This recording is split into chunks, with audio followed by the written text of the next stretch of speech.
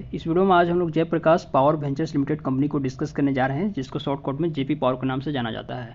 इन दिनों अलग ही जलवा देखने को मिल रहा है आजकल शेयर मार्केट में जेपी पावर का। जेपी पावर अपने पूरे फॉर्म में है। इन दिनों देखेंगे तो शानदार रिटर्न तकरीबन 2.5% 3% का रिटर्न तो डेली ही मिल जा रहा है। हालांकि प्रॉफिट बुकिंग होने के बावजूद बाद थोड़ा सा प्राइस रिट्रेसमेंट करने के लिए नीचे आ रहा है, लेकिन उससे आपको डरना नहीं है। मैं टेक्निकल एनालिसिस के माध्यम से आपको बताऊंगा कि चार्ट पर क्या पैटर्न बन रहा है, क्यों इसमें प्रॉफिट बुकिंग हो रहा है और प्राइस अब आगे ऊपर जाएगा या नीचे जाएगा और कितना इसमें ग्रोथ होने की संभावना है। सारी बातों को इस वीडियो में हम लोग डिस्कस करने जा रहे हैं, लेकिन शुरुआत हमेशा एक तरह शुरू से करेंगे। 2-3 बात पहले आप समझिए, कंपनी ग्रो कब करती है, कैसे करती है, पहले उस कंपनी काम क्या करती है। काम के बिहाफ पे समझा जाता है कि आने वाले समय में कंपनी में सस्टेनेबल ग्रोथ होने के चांसेस है कि नहीं।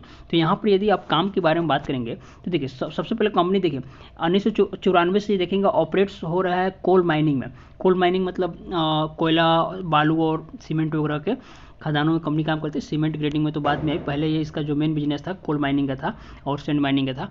अभी सीमेंट ग्रेडिंग के साथ साथ इन दोनों देखेंगे तो कंपनी की जो सबसे अच्छी चीज़ है कि ये कंपनी बिजली भी बनाने लगी है, थर्मल पावर प्लांट से बिजली बनाती है और हो सकता है कि आगे चलकर रिन्यूएबल एनर्जी के सेक्टर में भी कंपनी कदम रखे।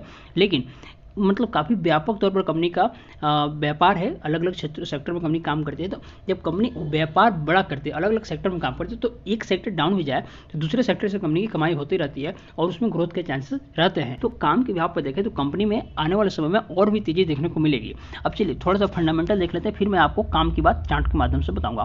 फंडामेंटल में आपको पता है कि मार्केट के लिहाज से कंपनी एक मिड कैप श्रेणी की कंपनी में श्रेणी में आती है। तकरीबन 6,716 करोड़ रुपये कंपनी का मार्केट कैप है और इसके हिसाब से देखें तो कंपनी का शेयर प्राइस बहुत कम है, बहुत कम है दोस्तों। अभी इसमें मौका है इन्वेस्टमेंट करने का।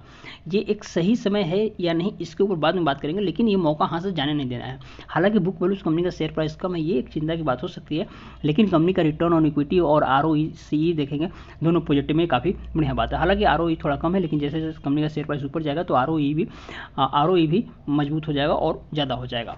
अब चलिए सीधे चलते हैं चार्ट पर। एक साल का चार्ट मैंने यहाँ पे ओपन किया और एक साल के चार्ट पर मैं आपको कुछ दिखाना चाहता हूँ। देखिए जो लोग टेक्निकल एनालिसिस करना जानते हैं उनको यह बात पहले से पता था कि स्टॉक में एक लंबा ब्रेकआउट होने वाला है, क्योंकि काफ़ी दिनों से देखेंगे तकरीबन जनवरी से ही देखिए इस साल के शुरू से ये स्टॉक इस रेंज, ये जो पहले इसके लिए सपोर्ट था इसको ब्रेक करके प्राइस नीचे आ गया था और काफ़ी दिनों से देखेंगे तो ये 6 रुपये से लेकर 7 रुपये इसी के बीच में कंपनी का शेयर प्राइस ट्रेड कर रहा था तकरीबन जनवरी से लेकर इस ये आप मंथ देखिए, ये अगस्त का मंथ है, अगस्त तक। सामान्यतः कोई सी भी कंपनी का स्टॉक काफ़ी दिनों तक कंसोलिडेशन में नहीं रहता है, जल्दी बाहर निकलने का प्रयास करता है और जितना समय बिताता है कंसोलिडेशन में, जब बाहर निकलता है तो उतना ही शानदार ब्रेकआउट उस स्टॉक में देखने को मिलता है।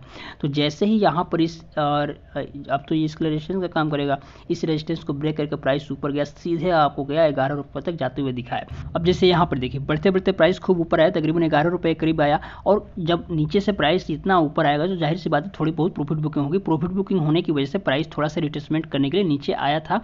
अब देखिए नीचे आने के बाद प्राइस यहाँ से देखेंगे तो फिर ऊपर जाने की ओर अग्रसर है और फिर प्राइस अब ऊपर जाएगा। अब इस बार जब इस रेजिस्टेंस को यहाँ पे जहाँ पर प्रॉफिट बुकिंग हुआ इसके ऊपर जब इस कंपनी का शेयर प्राइस निकलेगा तो इसके आधा यहाँ से लेकर यहाँ तक कि कम से कम आधा दूरी तो और ऊपर जाके ये तय करेगा ही करेगा, यानी कि जितना इसमें पैसा बना है उतना आधा पैसा और इसमें बनने के लिए तैयार है।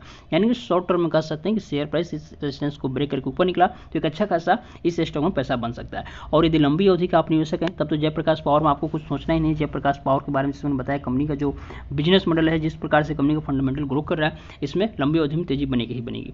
उम्मीद करता हूँ जयप्रकाश के बारे में जो बातें मैंने आपको बताई आप समझ पा रहे हैं।